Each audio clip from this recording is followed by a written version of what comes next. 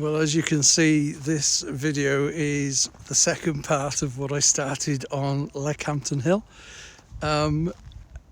And as I predicted, it said I hadn't got storage. Well, I have got storage.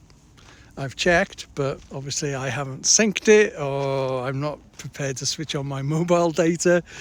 Anyway, I've restarted the phone. The cache has obviously cleared, and I'm now able to do a little video, though I don't expect it to be long. So this is overlooking something called the Devil's Chimney. I'll hopefully get as far as there. And we are looking that's south towards Stroud. You can just about see in the middle of the shot Robin's Wood, and then it comes across to Chosen Hill, and then across, and that's looking north towards Cheltenham. You've got the Malverns in the distance there. I'm not sure if I can zoom in that far. Basically that's the Malverns. It doesn't look as great on camera. I'm hoping that it looks a bit better on a bigger screen, but you know, that's a fair distance there. You've got GCHQ in the middle of the shot, and you've got Staverton Airport over there. It's a nice view. But anyway, walking across here, we're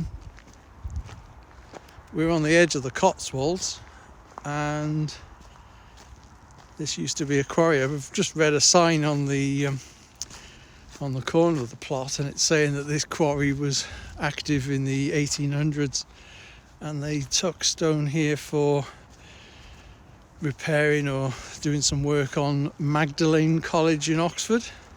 We're not that far from Oxford, so obviously they identified this as a good source of stone. And there is the Devil's Chimney, which I will tentatively go down here. As I have said before, my balance is not good. The one thing I haven't talked about, which I'll tell you about now, is the cerebellum damage, I think, has basically meant that I can't perceive distance very well. So I used to love going to the cinema, but I found that I couldn't go down the staircase in the dark. So my family go to the cinema on their own, which is really annoying because they've seen lots of films I would have loved to have seen, but I just can't manage to go down the stairs without holding on to somebody's arm. I think that's the biggest problem, and the most infuriating problem post-stroke is that lack of coordination between the left and the right hand side of the brain. My left cerebellum is damaged, so you get like numbness and tingling on the left side of the head, and then it crosses over to the right side of your body. So the left side of your brain controls the right side of your body, your right side of your brain controls the left of your body, and my damage is on the left. So my right leg absolutely kills me. If I'm tired, if I stand too long in one spot, I get all sorts of problems. So going up and down rocky faces like that one back there, that's a bit nerve-wracking. I gotta be honest, I fell a lot when I first had the stroke, and you know, I got to the point where I was suicidal. I was falling and hurting myself even more. I feel like I've maybe compensated and learned not to go too quick on certain places, and then some days they're, you know, your brain isn't happy. You're either tired or something, you know, fatigues at you. I remember having to go down a bank on Painswick Beacon on my arse because I literally couldn't walk down the steps, so I had to slide down the path back off the beacon. So yeah, these are things that people probably don't know about with strokes, but believe me, they're real to people who've had them. So people look at me and say, "Oh, you're looking quite good, you're doing quite well." Those are things I've had to contend with, and I must be honest, it hasn't improved. I used to fall over in the shower because of the slippy surface. I think my brain just doesn't react quick to slipping, so you just kind of go with the fall, you know. That feels like it's improved slightly, but if I close my eyes, I will fall over.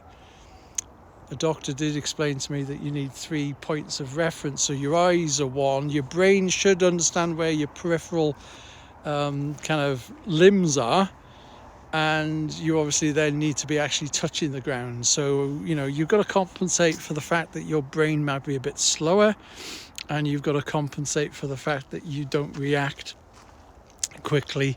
So taking it slowly and starting to think, you know, when I see this path here, it's covered in ice. You've really got to pick where you stand and how you go about walking on these things. But, you know, I'm glad I've made the effort to come out here today and show you this. It's looking good, and the colours of autumn are lovely. This Cotoneaster here, I know about that because it was in the back garden of my parents quite a lot. My dog, my Labrador Stella, she when she was a puppy, she ate some of it. Don't recommend that. I noticed something was upsetting her stomach, and I took her to the vet, and they said, how many is she eating? Apparently the arsenic in that can literally kill the dog. So she's certainly used up one of her lives. But the colours out here are just spectacular. I mean, I can see why tourists love coming to the UK. It's worth a trip, even in this weather. And if you were coming, got to concentrate on what I'm doing. If you were coming and you managed to go to Cheltenham, worth a visit. Spa Town, I shall do a video there, I guess quite soon, just before Christmas. But if you do come and you go over towards Oxford as well, the period just before Christmas, if the weather's like it is at the moment, nice and clear and bright, it's beautiful.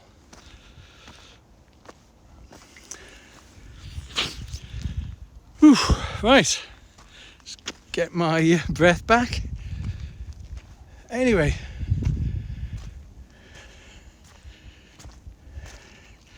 I think I'm going to have to start scripting what I'm saying, because I am forgetting what I'm talking about, and my train of thought is not the best.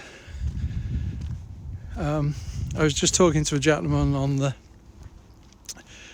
the top of this area, Leckhampton Hill, and we were talking about the Iron Age forts that are in the area. From here, you could see quite a few of them. So over towards the Malverns, you've got British Camp, which if you're a fan of Ray Mears has done quite a few good programs on British Camp. So British Camp is on the south side of the Malverns. Like I say, it's not so clear from here, but where that snow cap is, I think is a beacon at the top end, and then you come to the southern end. It's about 13 miles long if you want to walk that.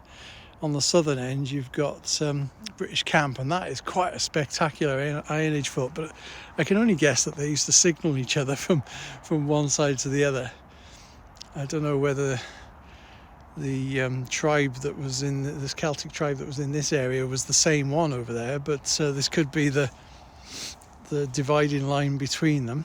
And then over towards this way you've got May Hill there, so you see that little clump of trees on the top of there, right in the centre of the shot. That's May Hill, and then you can't see it over this side of this ridge, but you've got the Severn Estuary going down towards Bristol. Anyway, I'm going to stop this camera now and test out the panoramic view, see if that works on the gimbal. Anyway, I hope you've enjoyed that, and I hope you're loving the colours as much as I am.